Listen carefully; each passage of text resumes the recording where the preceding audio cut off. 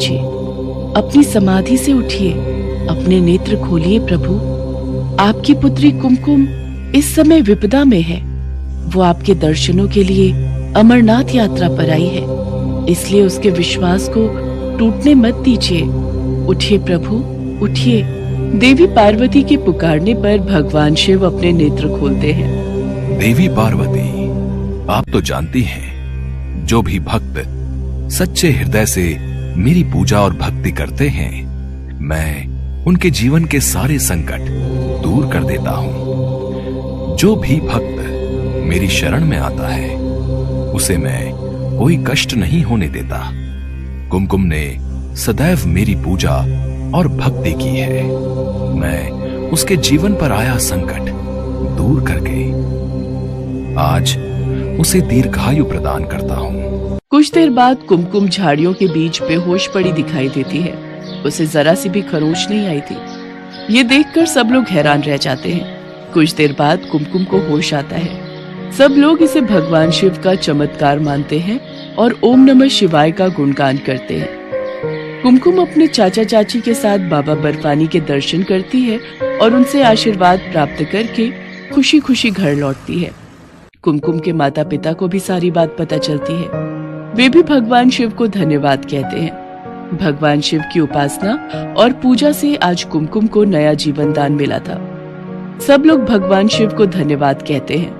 कुछ समय पश्चात एक बहुत ही संपन्न परिवार में कुमकुम का विवाह हो जाता है। आज भगवान शिव की कृपा से कुमकुम अपने जीवन में बहुत खुश थी।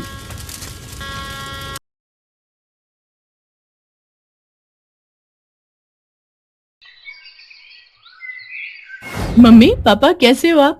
अरे आरती, आ गई तू? आजा आजा। दामाद जी कहाँ हैं?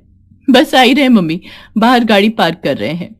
अच्छा अच्छा, तू खड़ी क्यों है? आजा बैठ ना। हाँ बैठो बेटा। और सुनाओ, कैसी हो?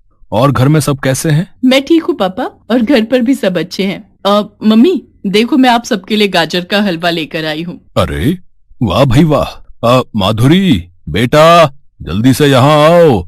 और हाँ, रसोई से जरा प्लेट्स लेती आना। सब साथ में बैठकर गाजर का हलवा खाएंगे।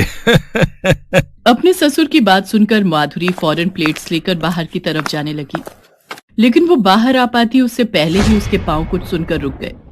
रुकिए पापा, भाभी को मत बुलाइए, उन्हें अंदर ही रहने दीजिए। अरे पर ऐसा क्यों बेटा?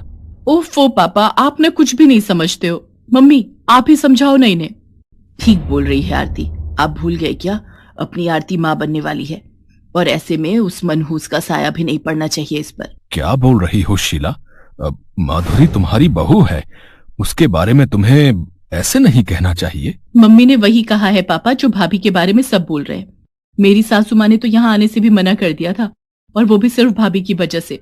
बड़ी मिन्नतें करनी पड़ी मुझे, तब जाकर मानी है, वो भी इस शर्त पर कि मैं यहाँ आऊंगी तो भाभी से दूर ही रहूंगी। सही तो है। तू ऐसा कर, हमारे कमरे में चल, वहीं चलकर बातें करते हैं। सुनो जी, दामाद जी आ जाएं तो उन्हें भी अंदर ही लेकर आना। इतना कहकर शीला अपनी गर्भवती बेटी आरती को लेकर अपने कमरे में चली गई, और माधुरी वहीं रसोई के बाहर खड़ी आंसू बहाती रह गई। उसमें इतनी हिम्मत भी नहीं थी कि वो आगे बढ़कर अपने साथ हो रहे